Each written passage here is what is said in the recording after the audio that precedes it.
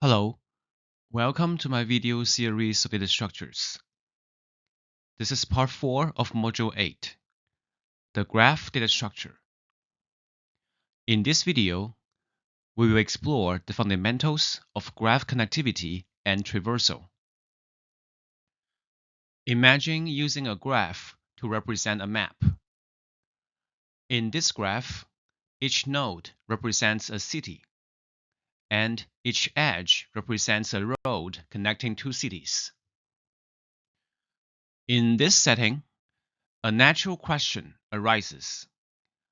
Can we travel from city A to city B? If the answer is yes, we must determine a path that connects the two cities. More generally, in graph theory, two nodes are considered connected if there exists a path between them.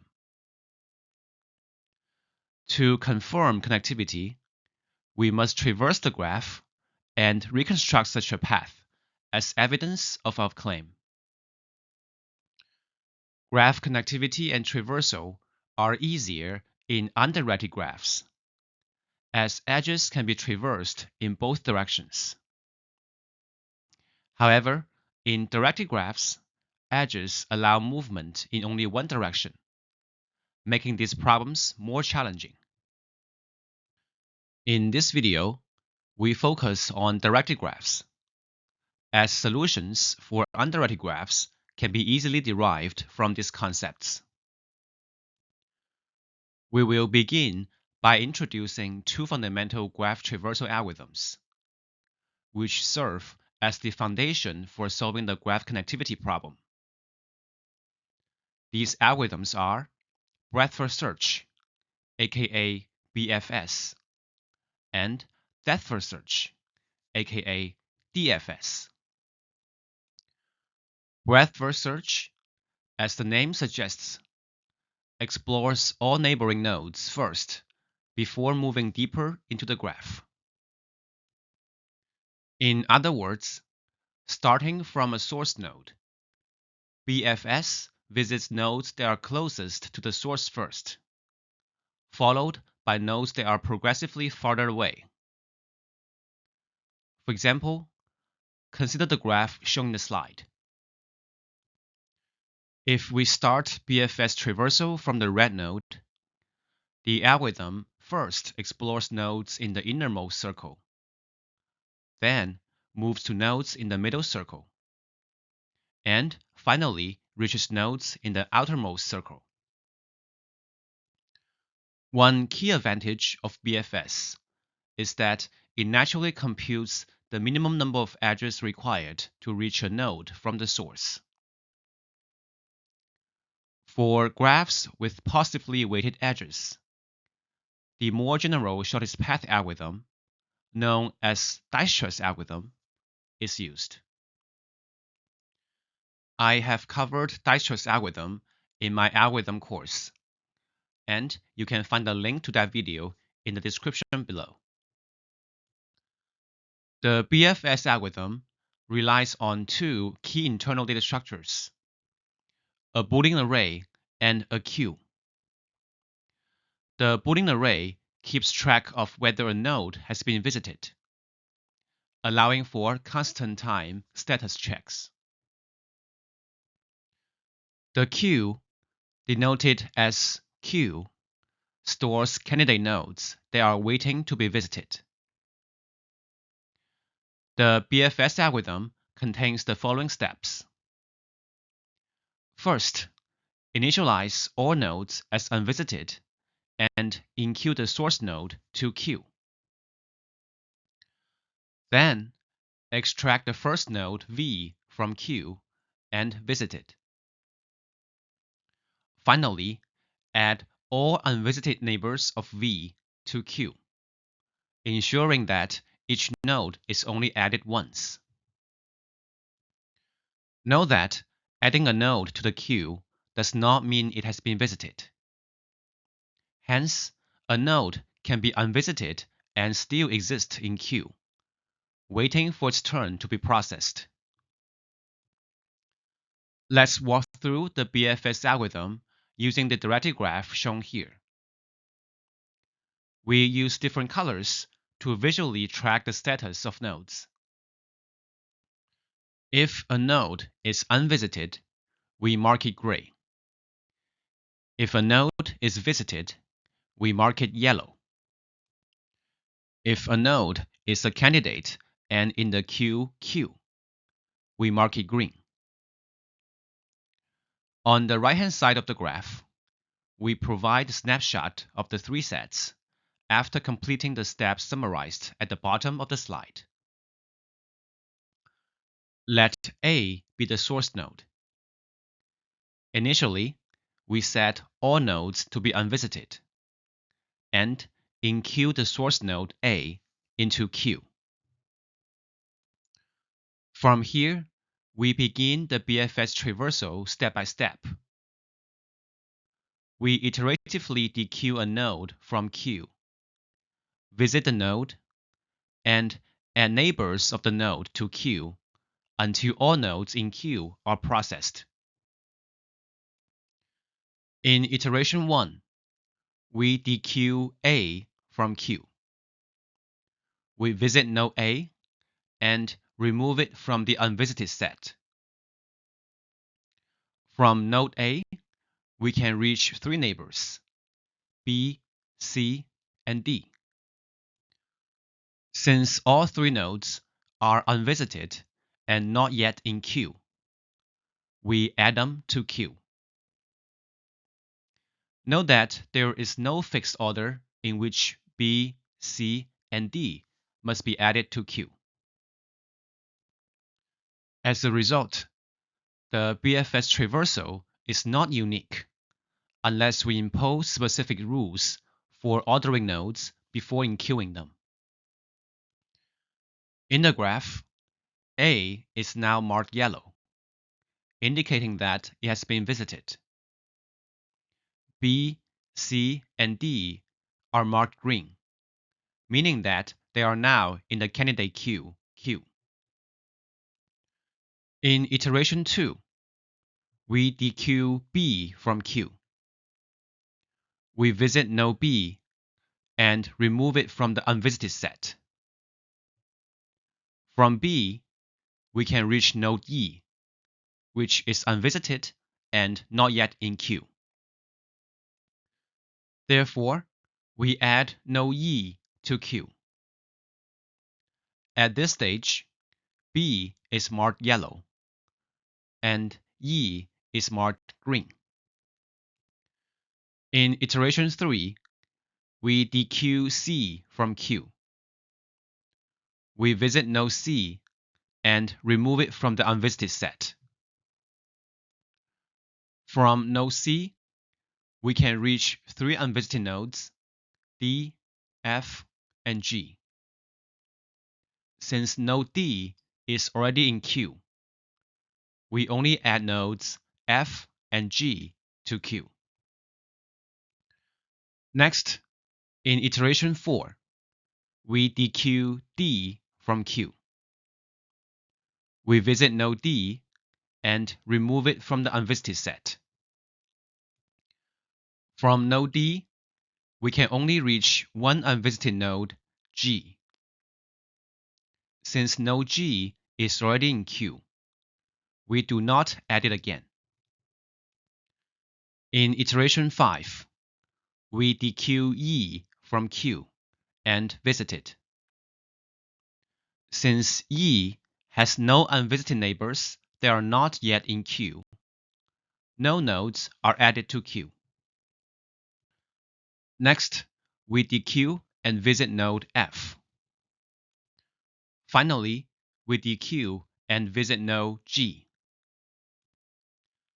At this point, the candidate queue Q has become empty, and we can terminate the BFS algorithm. Note that visiting all nodes in the graph should not be the termination criteria for BFS algorithm. This is because nodes that are not connected to the source node cannot be reached using BFS. Instead, BFS stops when Q becomes empty. Running BFS with node A as the source results in the traversal order A, B, C, D, E, F, and G, as indicated by the blue broken arrow. From this order, we observe that BFS first visits A's direct neighbors, B, C, and D, followed by nodes E, F, G that are 2 edges away from A. As the algorithm explores nodes level by level, expanding outward before moving deeper, it does receive the name breadth first. Note that the traversal order does not necessarily form a valid path in the graph. For example, there exists no edge that goes from B to C. Yet, these nodes appear consecutively in the BFS output. With BFS, we can efficiently determine whether 2 nodes are connected in the graph. We run BFS starting from the source node and check if the target node is visited during traversal. If yes, the 2 nodes are connected. Otherwise, they're not. Another fundamental traversal algorithm is depth-first search, aka DFS. Unlike BFS, which prioritizes nodes closer to the source, BFS explores farther nodes first. DFS constructs a path from the source and extends it as far as possible, and only backtracks when further extension is infeasible. For example, as shown in this graph, DFS will explore one branch to its very end first, and only backtrack to the source if no further extension is possible.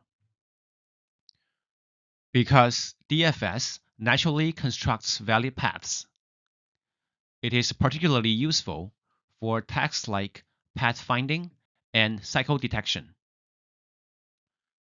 DFS follows a procedure similar to BFS, except that it uses a stack, denoted as S, to store candidate nodes instead of a queue.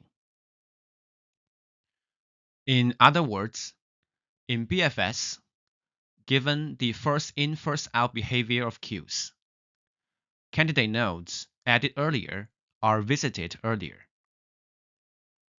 On the other hand, in DFS, given the last-in, first-out behavior of stacks, candidate nodes added later are visited earlier. Let's walk through the DFS algorithm using the same graph as example. Again, let node A be the source. We begin by setting all nodes as unvisited and push the source node A into the candidate stack S. In the first iteration, we pop A from S. We visit node A and remove it from the unvisited set. We push node A's neighbors B, C, and D into S. Note that, similar to BFS, we do not impose any specific order when pushing nodes into S.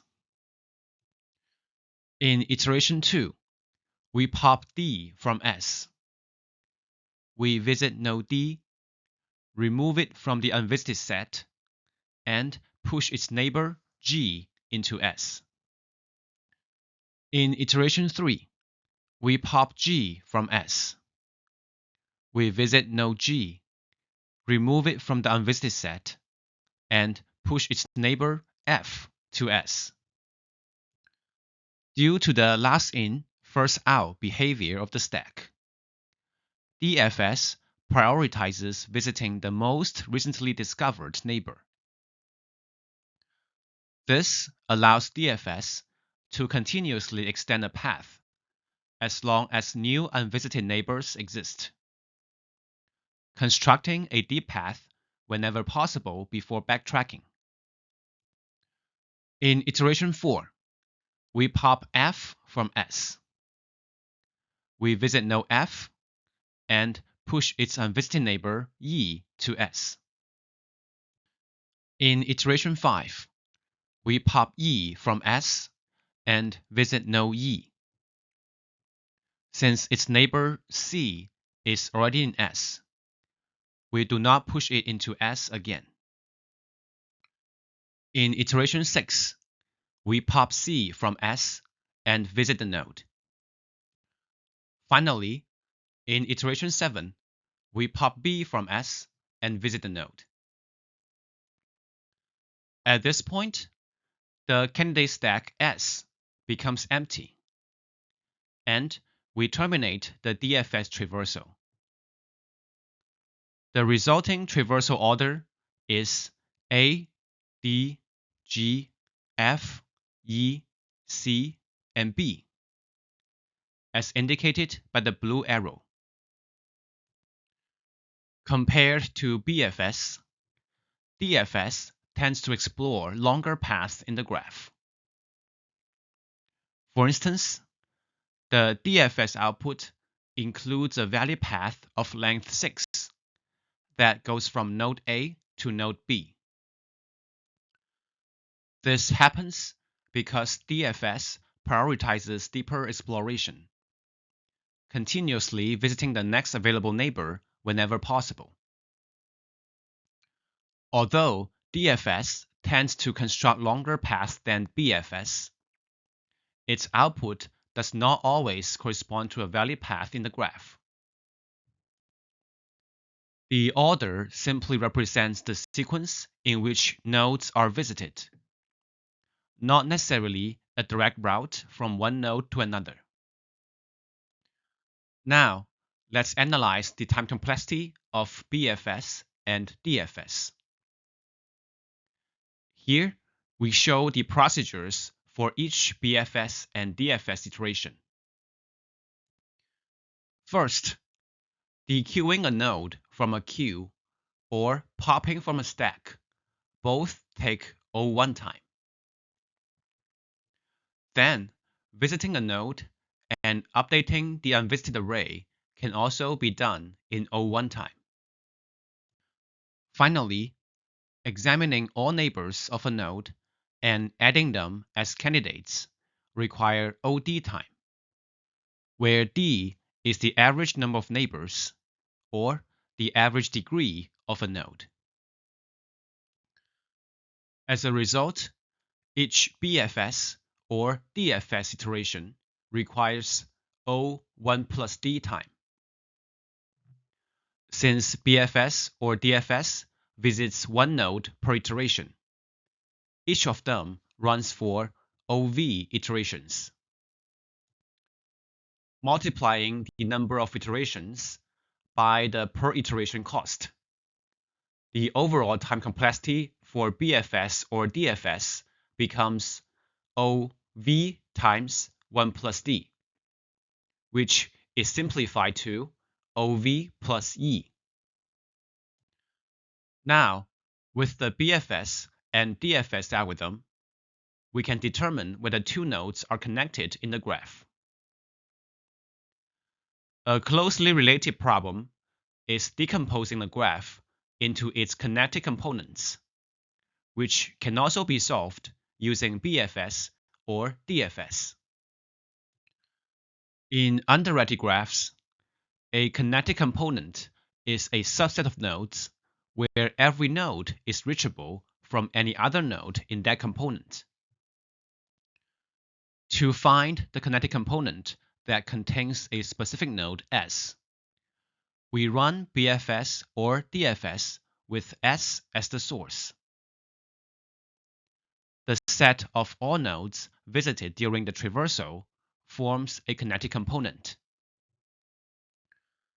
To see its correctness, consider two arbitrary nodes, U and V, that are visited by the BFS or DFS run. Since U and V are visited, there exist paths S to U and S to V. Because the graph is undirected, paths can be traversed bidirectionally, meaning we also have path U to S and V to S. Therefore, we can reach V from U with the path U to S to V, and reach U from V with the path V to S to U. Since U and V were chosen arbitrarily, the same reasoning applies to all nodes visited by BFS or DFS. Hence, all nodes visited during the BFS or DFS run, including the source node S, form a connected component.